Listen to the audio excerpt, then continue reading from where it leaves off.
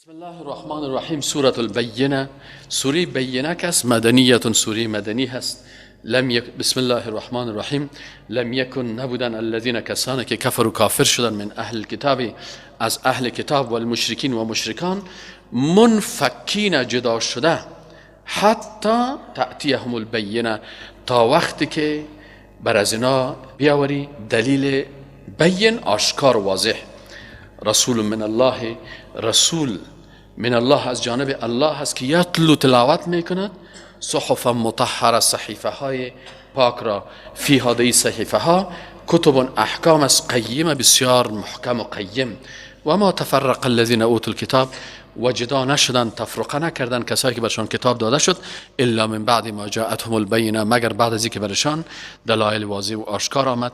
و ما امروا، و یا امر کرده نشدن، الا مگر لیعبدوا الله، مگر ای که عبادت بکنند الله را، مخلصین، با بسیار اخلاص، توحید در نیت، له الدین، که دین خاص برازی بگردانند، حنفا، پاک باشند، و یقیم الصلاة، و اقامه نماز بکنن، و یؤتوا الزکات، و بدهن زکات را، و ذلک دین القیم، اینمی دین قایم و مثبوت است. ان الذين كفروا، یقینا کسانی که کافر شدند، من اهل الكتاب، از اهل کتاب، و المشرکین، و مشرکان، فی نار جهنم، در نار جهنم می باشند، در آتش دوزخ، خالدین فیها، برای همیشه می باشه. اولئک هم شر البریه، اینا زشترین، بدترین مخلوقات زمین هستند.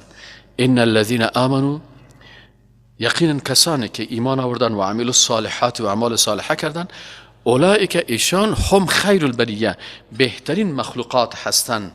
جزاؤهم، پاداش از اینا، عند ربهم، به نزد پروردگارشان، جنات و عدن، باغهای همیشگی است که جاری می باشد، تجری من تحتها الانهار، که در زیر از جویبارها جاری می باشه، خالدین فیها ابدا، همیشه می باشند. رضی الله عنهم، الله از اینا راضی شد، و رضوا عنه، و اینا از الله راضی شدن. ذلک لمن خشی ربه، این وعده برای کسی است که توحید خشیت مراعات میکنه و از پروردگار خود میترسه.